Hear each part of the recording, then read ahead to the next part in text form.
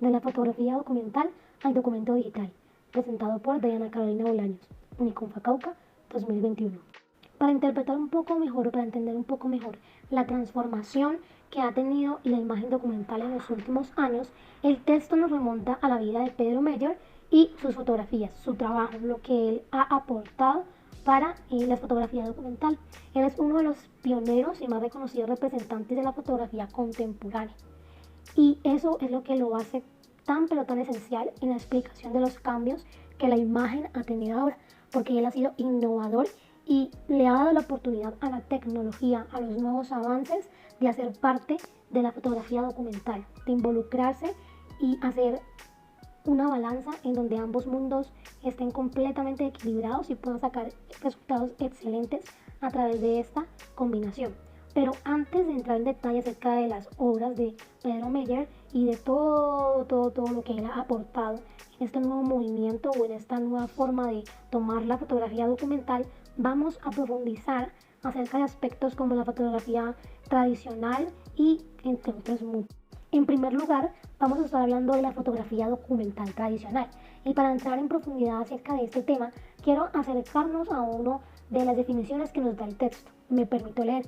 Se consideran fotografías documentales aquellas en las que los sucesos frente a la cámara han sido alterados lo menos posible en comparación con lo que hubiese sido de no haber estado presente el fotógrafo. International Center of Photography. Y esa es una definición que le da la labor del fotógrafo o que limita la labor del fotógrafo a simplemente presionar un botón. Él no puede interactuar con el resultado ni en el proceso para obtener un registro puro. Es decir, ellos persiguen este registro puro. Ellos persiguen esta imagen que esté completamente libre de cualquier tipo de manipulación, ya sea antes, durante o incluso después de la fotografía. Sin embargo, es evidente resaltar que aunque el fotógrafo no puede manipular como tal la escena, sí puede tener algunos trucos, algunas herramientas, como por ejemplo mover la cámara tal vez un par de centímetros, encuadrarla de tal manera que se vea un ángulo completamente diferente, y ese tipo de herramientas, ese tipo de movimientos, de estrategias pueden lograr un enfoque diferente en las fotografías sin necesidad de alterar la escena. Y precisamente para lograr este registro puro, como lo hablábamos anteriormente, que quiere decir que la imagen no tenga ningún tipo de manipulación externa, los documentalistas comenzaron a usar elementos como por ejemplo encuadros amplios y también mayormente panorámicos que evitaran la subjetividad del fotógrafo. También comenzaron a utilizar el punto de vista frontal y también buscar uniformidad luminosa, entre muchos otros elementos y estrategias que comenzaron a adoptar para lograr esta pureza en las imágenes en cuanto a la manipulación. Sin embargo, todo esto cambia más adelante en 1930. Aún conservan la concepción del registro puro, sin embargo, la noción o la forma de ver al fotógrafo documentalista cambia y pasa de considerarse a alguien que se debe omitir, que se debe esconder, que no debe de aparecer ningún tipo de rastro, a un testigo espontáneo, a aquella persona que tiene que estar atenta de su entorno y también estar atenta a leer las posibles conexiones sin cambiar las circunstancias. Debe saber encontrar y registrar con su cámara sin entrar a manipular la imagen. Y es aquí donde el pensamiento de Ronald Barthes empieza a tener sentido. Las fotografías son índices, son huellas que han dejado una realidad. Yo he estado ahí. Ya el fotógrafo pasa a ser parte de la fotografía, pasa a ser parte de la huella que se está dejando a través de la fotografía, pasa a ser parte de la historia de la fotografía y de la manera en cómo se cuenta la fotografía. Y todos estos cambios se comienzan a presentar porque se dan cuenta que por sí solo la cámara afecta la actitud de quienes van a ser fotografiados y se supone que debe ser un registro puro. Pero si hay un cambio en la intención, en la actitud de la persona fotografiada, entonces ya comenzaría a afectarse esta pureza en la fotografía.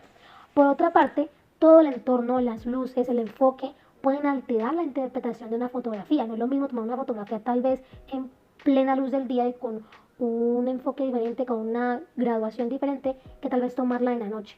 Esto cambia y altera la interpretación que puede llegar a tener una fotografía documental. Ahora bien, también es importante hablar acerca de las manipulaciones en la fotografía documental analógica, que aunque muchos piensan que no hubo manipulaciones en este tipo de fotografías por el hecho de que eran rollos y eran revelados, pues sí llegaron a ver y se dividen en dos momentos. antes de la toma y después de la toma.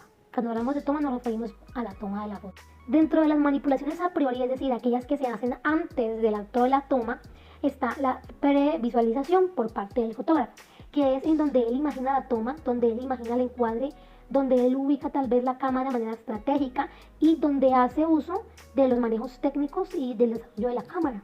También por otro lado están los retoques en el negativo, que aunque no lo crean era una posibilidad.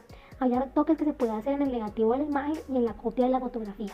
Ahora bien, para profundizar un poco más en estos dos aspectos que acabamos de ver, hablamos de que la reconstrucción o la previsualización es el hecho de reacomodar ciertos elementos presentes en el escenario que se van a registrar. Precisamente en la diapositiva que están viendo, vemos el ejemplo del cadáver que es fotografiado. En la parte blanca vemos el cadáver, una de las primeras fotografías del cadáver que fue tomada por Alexander Gardner, que posteriormente ese mismo cadáver fue llevado a otras localidades, a otras zonas, para también ser fotografiado.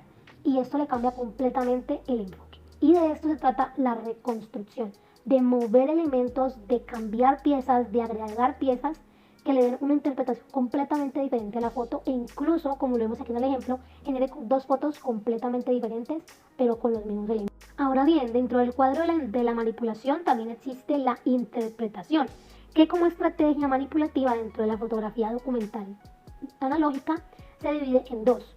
Una escenificación, donde el modelo o el participante, la persona que va a estar en la fotografía, sea plenamente consciente de su actuación, es decir, siga instrucciones y sepa que va a ser fotografiada.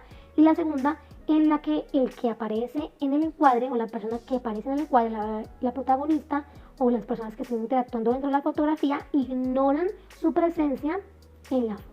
En ambas fotografías o en ambos tipos de fotografías, el fotógrafo se convierte en director de actores.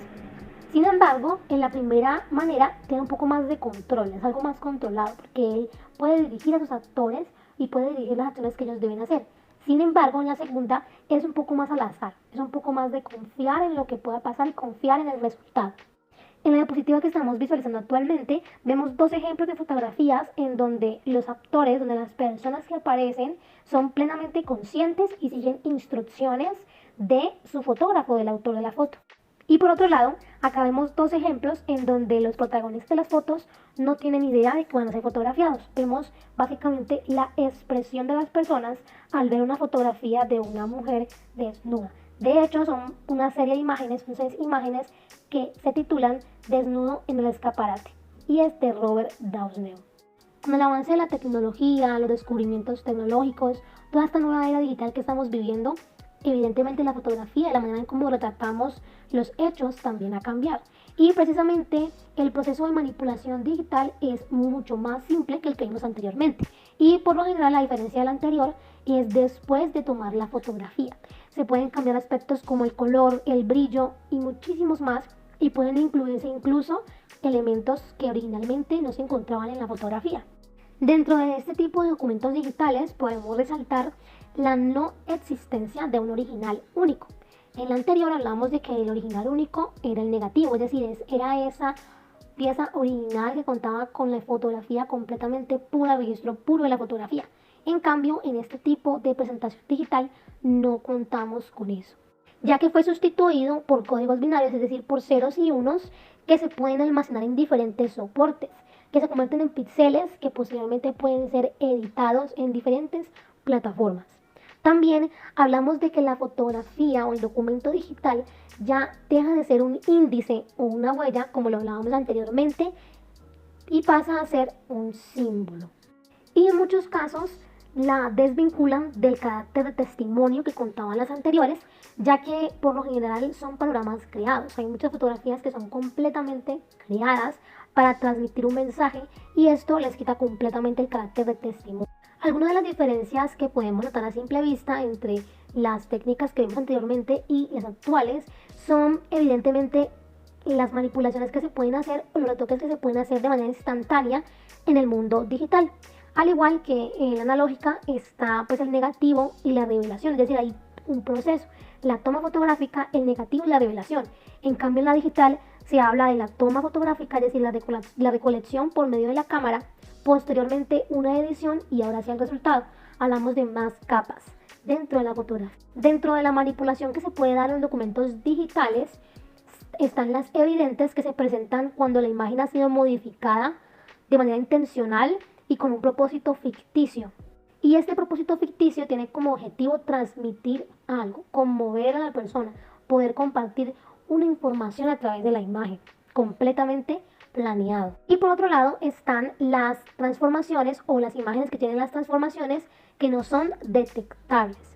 En este tipo de imágenes o en este tipo de ediciones o manipulaciones en las que no son tan detectables o son sutiles, el autor debe ser quien certifique la imagen, pero bajo la siguiente premisa: que la credibilidad de sus palabras es completamente cuestionable, ya que él hace parte de la imagen, y también que hay personas que editan las imágenes pero no son precisamente los autores de la imagen.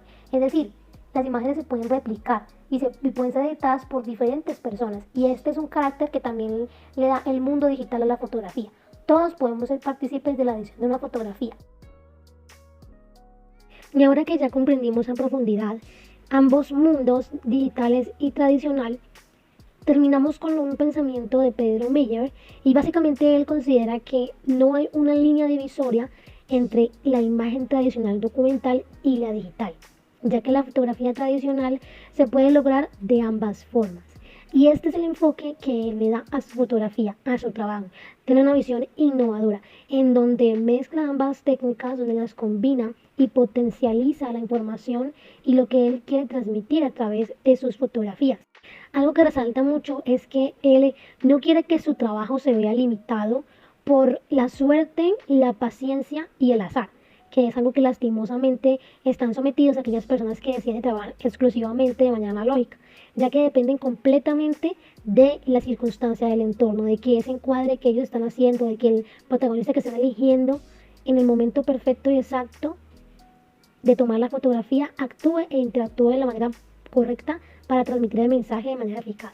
Así que él no quiere someterse a este tipo de virtudes que tiene la fotografía analógica, sino que prefiere darle un enfoque un poco más innovador. Y concluyo con este pensamiento: los retoques significan ampliar la información, pensamiento de Pablo Meyer, y que comparto mucho, ya que a través de los retoques que le hacemos a las imágenes podemos darles un nuevo enfoque y quizás darles la voz que tal vez por sí solas ellas no pueden dar, no pueden transmitir.